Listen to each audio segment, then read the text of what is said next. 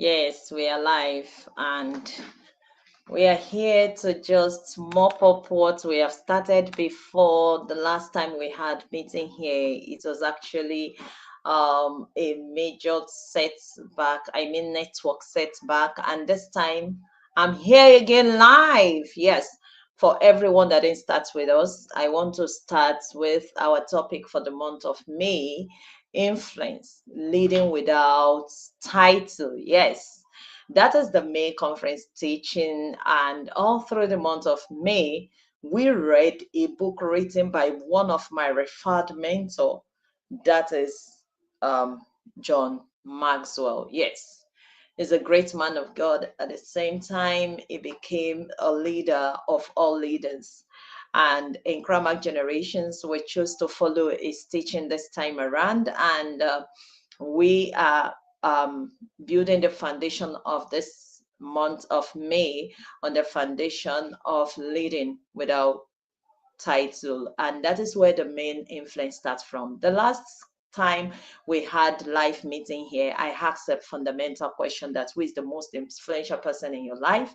And quite a number of live viewers, especially the inner circle member of the Crownmark generation, gave powerful answers by giving us answer that most of them said their parents, some says their mentors, some said they have friends in their life that actually are people of influence in their lives. And today, going to continue from where we stopped on that very day. I'm going to continue from where we stopped that very day. I said nothing less, nothing more. When it comes to leadership, leadership is influence, nothing less, nothing more. It's not my quote, it's the quote of John C. Maxwell, my referred mentor, and he stated it in the 21 Irrefutable Law of Influence. You can have a title and yet you are not leading.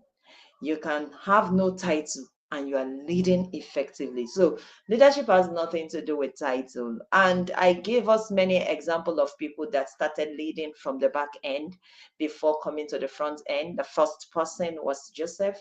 Joseph started from the family, from the house, from the home. He was persecuted by the elder brothers. He was thrown into the pit. From there, he was sold into slavery. From there, he landed in the prison, and from the prison he kept leading from one level to another until he appeared at the forefront of leadership, which is in the palace, and followed by the second person in the Bible. You know, I'm a Christian. I have to tell you where my thought pattern and my mindset comes from. My mindset is founded in the Word of God, which is the Bible. And the second person here is Daniel. Daniel is our major role model in the Crownmark generations, because the calling of Crownmark generation came from the book of Daniel, chapter 1, verse 3 to 4, wherein it made us to understand how to groom ourselves to become an effective leader. So and it landed also from his royal family, from his family in captivity. And in captivity, they went to select them, and before we knew it, he appeared in the palace and he kept leading. And from there, we dive into another person in the Bible that started leading before appearing in the palace as a leader, and that is David. David started from the bush. He started inside a bush. Before we knew it, even when he was sent on errand, he found himself leading thousands of soldiers to defeat Goliath. And from there, he kept leading underground, at the back end. And before we knew it, he also landed in the palace at the long run. Why? Why should they be leading before landing in the palace, leading at the back end, then appearing at the forehead? Because they believe and they have understanding that leadership is not by title. Yes, you can lead without a title. And from there, I dive into the second law of leadership, which is the law of influence, in that same book of 21 Irrefutable Law of Leadership. Do you know that people do follow? They do follow anyone they want to follow because they trusted, the respect, and they believe the person. People don't just follow you. They will follow you because they trusted you, they respect you, and they believe in you. Yes. And how can they come to the realization of trusting you, respecting you, believing in you? They would have encounter you and know who you are from the beginning. They would have been following your steps. They would have been following what you do over the time before they start having trust in you. So I want to ask you a question. If you enter a particular place, what atmosphere changes when you enter the place? Do people feel more capable after you spend time with them? Do people see wisdom in your expression, in your behavior, in your attitude? That is how to start leading from the back end before appearing at the front end. So understand as a Crownmark that positional power is borrowed, but the real power is honed. And I'm going to explain that. And that was one of the things I was explaining before we had problem that day with the network. I was explaining how powerful the positional power, the owned power could be. Yes, you can be given a title as a leader and you are leading, and people will say, he's leading. Hey, she's leading. You can be given a title for real. You can be given a title and yet you are not leading well. And you can be a owned leader and people will believe more in you. And how can we differentiate a positional title from the person that owns that leadership title? I have explained to us how it looks like. Let me now explain better. I explained through the story of David, Daniel, and Joseph. Let me explain. The positional title, the position title is the title that carried authority. I mean, a person that you know them based on their position. For instance, maybe you are a captain of a class, you are a monitor of a class, you are a rep of a class. That's a positional title. Or you are a governor of a state. I was explaining it in our previous slide, in our previous class. That is positional title. But when you carry title based on who you are, based on the title you own, it is institutional. You understand? It is it is personal. Rather, it is personal. So for somebody that is positionally titled, maybe he's a king or he's a governor. I'm talking about, like, maybe you're a governor of a state or you're a president of a state. It will last for a moment, for a period of time. That authority that was given to you via position can be revoked. If Even it can be revoked by board meeting, by ordinary people. People that are even lower than you can revoke it. People that are higher than you can revoke it because it's a positional title. But when you have authority based on influence, it can never be revoked. And that influence is what I stated before: respect, belief, and trust. Do you understand? It lives in you. You bring it out over the times, people start building it with you. That is why it is dangerous to be a positional leader without being a leader of influence. When you are a leader of influence, even if the position is being revoked, you will retain your trust, your belief, the belief that people have in you, the trust that people have in you, and they will still continually follow you. So, for you to be a great leader, you must own influence. You must be a leader of influence. Before you will be appointed as a leader, you must have become an effective leader. So I put it this way: leadership starts before appointment. If you are leading because of title, you are leading. If you are leading because they put you in charge, you are not truly leading. You can only lead by influence. So leadership has nothing to do with title. It has everything to do with the influence you have over people. So that led me to what I'm saying right now, that leadership is influence. And the law of influence now played vital role in this. In the law of influence, we get to understand how people actually follow and why people actually follow. My referred mentor, John C. Maxwell, make us to understand that as a leader, you must lead. Your leadership must be measured based on influence. It's not what is being reported in the paper. It must be measured based on influence.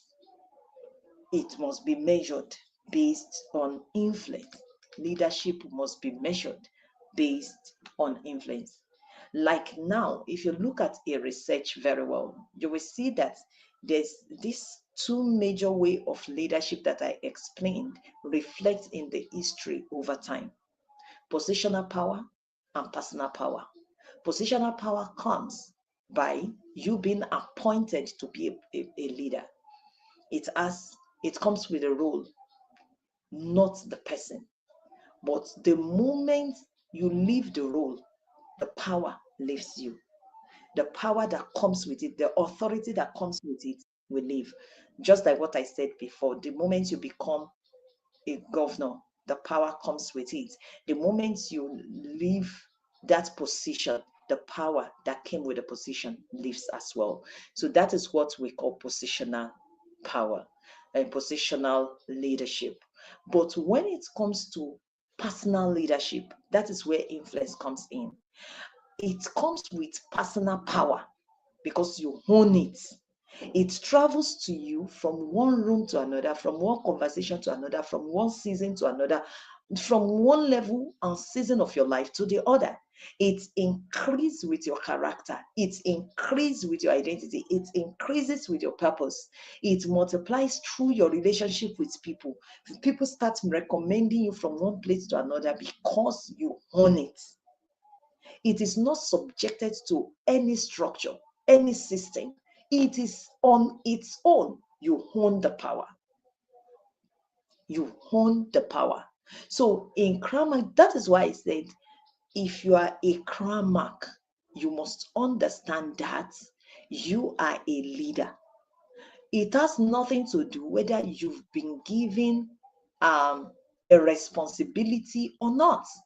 You are naturally a leader. Now, influential people changes atmosphere. Why? Because of their influence. Let's consider this particular illustration. When a truly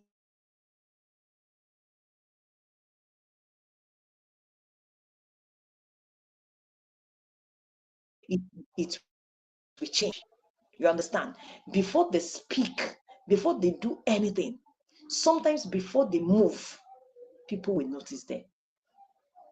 Then, when they speak, people don't just hear the word they speak, they trust the word. They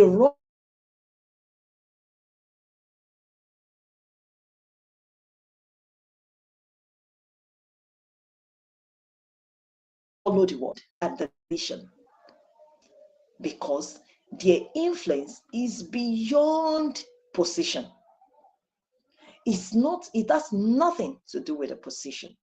Their influence has everything to do with who they are, not their position. That is what we call personal power, which is influence. Some of the most powerful people you know, they carry this power, they carry this aura, and that is what we call leadership. That is what we call leadership. So I want you to ask yourself, when you enter a place, does the atmosphere change? Do people believe in you? Do people trust you? Can they follow you? Can they believe in what you say? Can they respect you? And this lead me to the second law, which is actually the first law in that same book. It makes us to influence as a ceiling. It has a ceiling, a ceiling. It has a ceiling. When some people get to a particular height in their influence, despite their talents, the lead, which is the ceiling, is your leadership capacity. And no person will ever outperform your leadership lead for any sustainable period of time, because that is your own kingdom. That is where you emerge from. So I want you to understand that the more you work on yourself, the more you get to that height. The more you work on yourself, the more you get to that height. So 3 discipline that most leaders avoid are this. Number 1, they avoid deep self-evaluation. I call it self-awareness, which is one thing that limits leaders in life. Knowing not just your strengths, but you are precise. You have a precise nature of your weakness and your blind spots.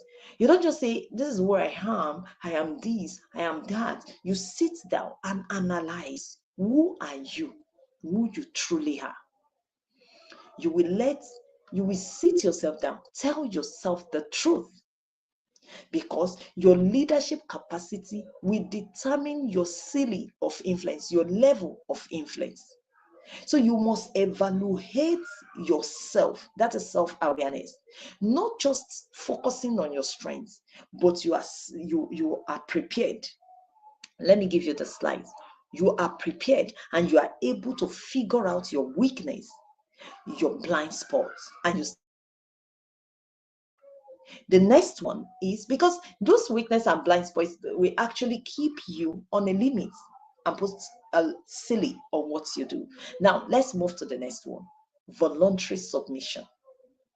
When you place yourself under people who are better than you, so that you can absorb what you have not yet become. So that you can absorb what you have not yet become. They are not as good as you, but they have something that you don't have, that you need to learn. Those are the things that many leaders avoid. Number 1, they avoid self-awareness, which is self-evaluation. Number 2, they avoid voluntary submission, to submit under somebody that is lesser than them, for them to grow, because they will get what they don't have, but the person has. Then number 3 is long-term thinking. Long-term thinking. If you want to be a leader of influence, you must decide today based on who you intend to be in 10 years. You subject yourself to sit down. It's still under evaluation. You sit down and plan your life. Not what you feel comfortable of doing right now, but what you want to become in the next 10 years, in the next 15 years. Why? Because it is important for you to increase per time, to increase your influence by time. When you have long-term thinking, you will keep growing. There will be no limit, no lead on your influence. And that is why it is very important for you to keep working on yourself, your area of character, that is placing seal on your ceiling or your influence. You must name it, you must work on it, and you must remove it. You build yourself in that area. Build yourself. Work on your weakness, work on your blind spots, submit yourself under somebody that you are even better than, so that you can learn what the person does not know or does not have. Yes, I can see somebody in the room with me. I'm sure I'm trying to do a makeup video for our last conference, and that is why we are here. Now, the next one, Don't forget the last point I said. I said work on your long-term, your long-term plan, your long-term goal. Always evaluate it and grow part time with it. And the next one I'm going to be speaking about is law 6 from that book, and that is law of solid ground. I love this law. It's very important. And what is the law of solid ground? That is trust. Let me move to that slide. It is trust.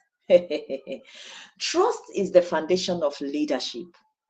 In life, trust is like a solid ground that everything you are building is standing on. So you must make sure that you get a solid ground. Don't build on a soil, on a clay soil, on an ordinary sand. Build on a solid rock. And what is that rock? That is trust. And when it comes to trust, the first thing we consider under trust is integrity. Doing what you said you would do. For instance, this conference, if I should look at comfort, how comfortable I want to feel like, I won't come for this conference anymore. But because I'm building trust, I have to come back to create time to build this trust by revisiting the conference again. That is the law of solid ground. Even when it has become inconvenient, or it is costly, you put it on yourself that I would get it done. And that is what I'm doing right now. I am acting on the law of solid ground. That is the reason for this conference right now. The second law under solid ground, under trust, apart from integrity, is consistency. If you are a member of Crownmark Generations, you will know that every month we are consistent when it comes to conference. Every month we have this conference. That is the law of consistency. Being the same person in private as in public, in difficulties as in comfort, or in 10 years as in a year, as in 1 year. Now, let me explain that. It's written already on the screen. Being there when you are ought to be there, and you are consistent. For instance, if you are a member of Inner Circle in the Crownmark Generation, we have been listening to Daily Nugget on a daily basis every day for the past 1 year and more. Now, that is the law of consistency. Then moving forward, the law, that is consistency rather. Then under the law of solid ground, which is trust, we have competence, which is the third one under trust. The first pillar under trust is integrity. The second pillar under trust is consistency, and the third pillar under trust is competence. Competence is growing in your area so that those that are following you will not doubt you. Even when they will not be doubting that, do we make a right decision or wise decision? You keep growing. You keep working on yourself. They are all under the law of solid ground. This will make you to stand firm, and nothing will shake you from where you are going. For instance, look at Daniel in the book of Daniel chapter 6 verse 4. It's on the screen. The Bible says they looked for fault in him they could not find. Why? Because he built his life on the law of solid ground. His private life, his life outside even leadership is consistent through integrity, consistency, and competence. And that is how to lead effectively. This moves me to the next slide, which is our insight, our original insight, based on what I'm talking about. Your reputation is not built on your greatest moments. It is built on your most modern one.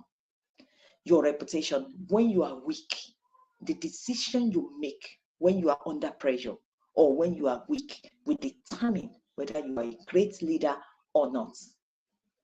So how you treat people when you can do nothing, people that could not do anything for you, that cannot do anything for you, how do you treat them? How do you respond when no one is watching you in your closet? Who are you? How do you handle life How do you handle life, especially when you are being overlooked or undervalued? Do you see yourself as a low person like that? Do they determine who you are? How generously you are without having to serve based on what to serve. So these are the areas you need to pay attention to. You must build standard that no one else can decode, but you yourself, you work in it. You must be dependable in everything you do. And this leads me to the law of influence. The law of process. The law of process. When it comes to a law of process, we are talking about initiative. Can you take initiative? Let's look at the slide. Nobody become influential person suddenly. When it comes to influence, influence is accumulated. It is not assigned. They must have been following you over time to see to it that you are consistent, you are competent, and you are trustworthy. The small decision you make now will build that influence that you are thinking about. It's not what will just happen overnight. It will happen over the time. So one of the ways to build influence is this law of process. One of the major ways to go through the process is responding promptly, even when you are tired. You are able to respond wisely. You get the work done. You understand? Okay, let's look at what I wrote on this slide. I said, preparing thoroughly for a person's meeting, telling the truth when a half-truth is available, serving generously before being served. Now, look at all these points. These are the ways to respond promptly to situation. Because initiative is not simply taking action, it is discipline. It is discipline of moving toward what matters before you are pushed, before you are paid, before you were praised. So the initiative is you taking action before, even without any reward. You took it on yourself that I will get it done.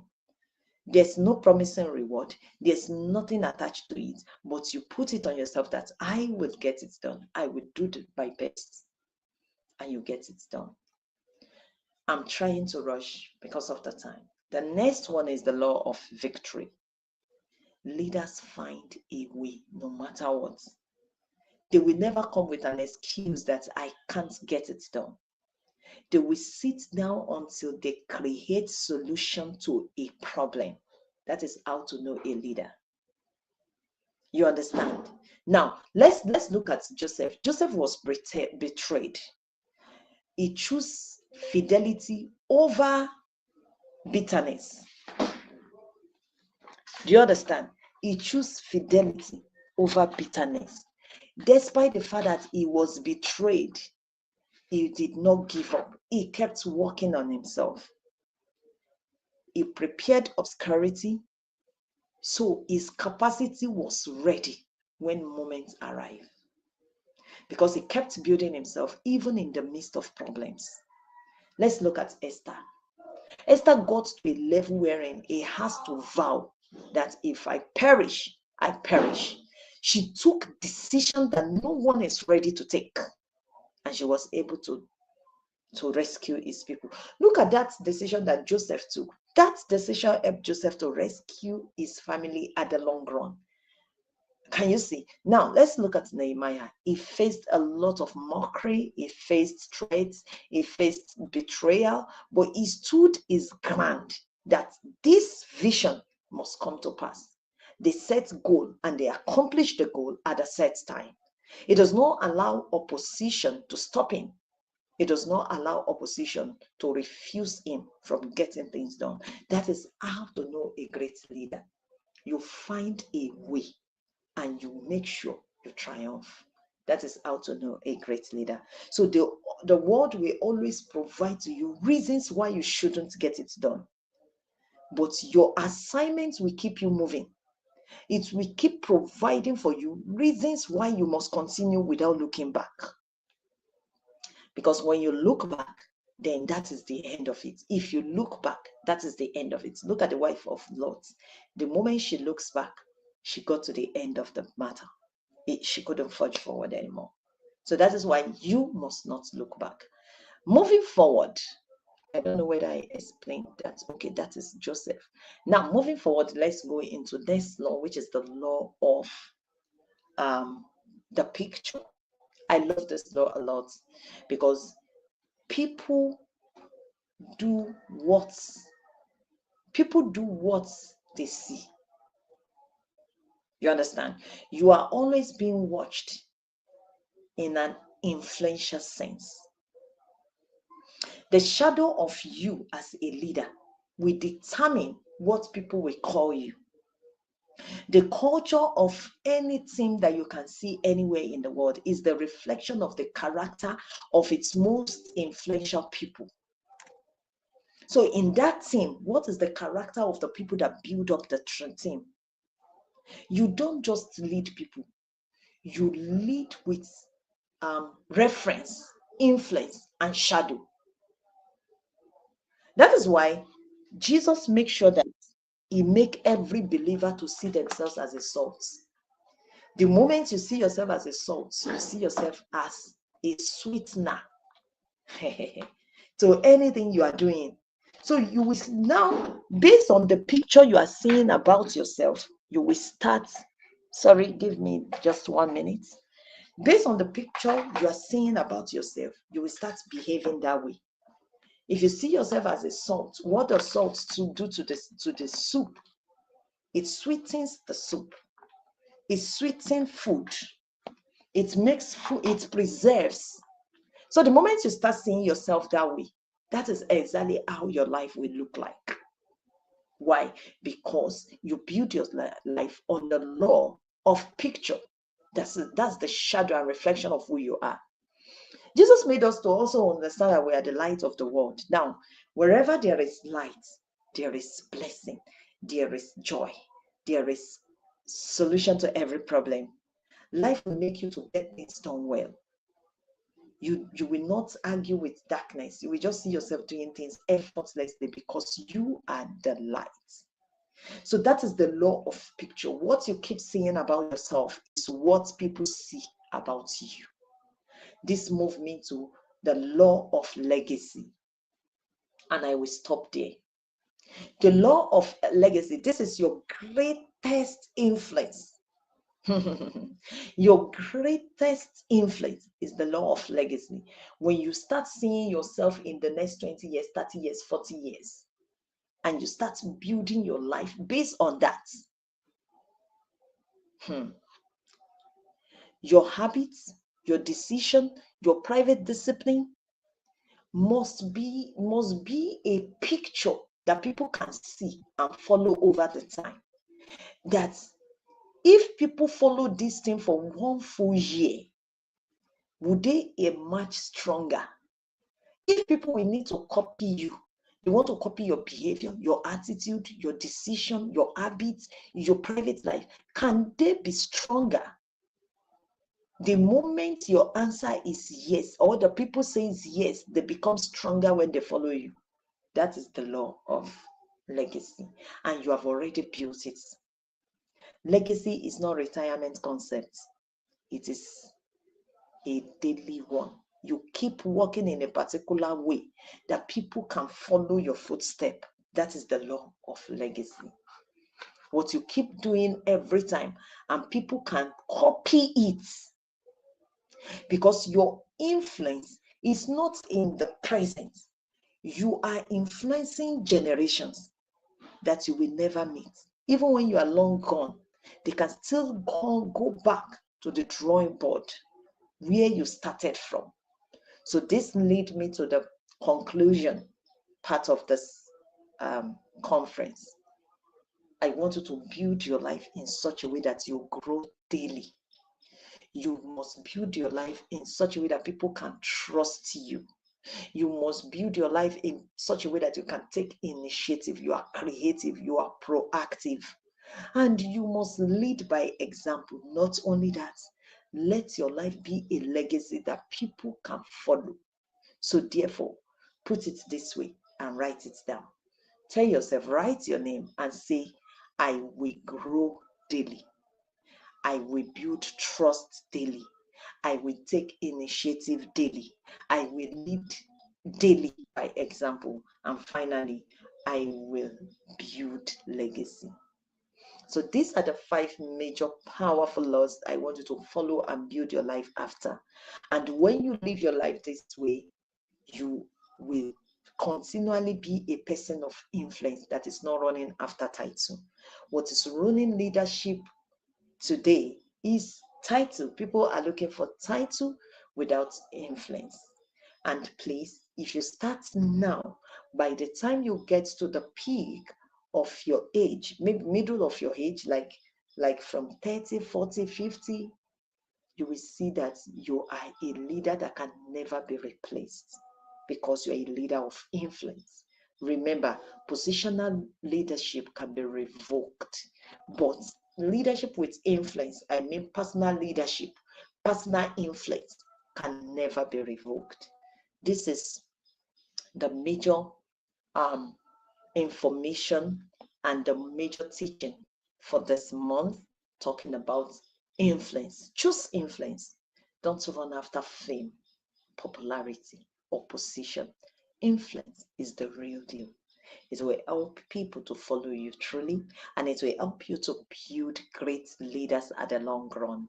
You will not just only be a leader, you will actually build leaders that are coming after you. So this is our conference for the month of May. I want you to anchor your identity on this pillar and you see yourself moving forward. Thank you. If you have any question, you can visit me on my DM or you send it through our email. That is the Crownmark Generations email. And see you later. Bye-bye.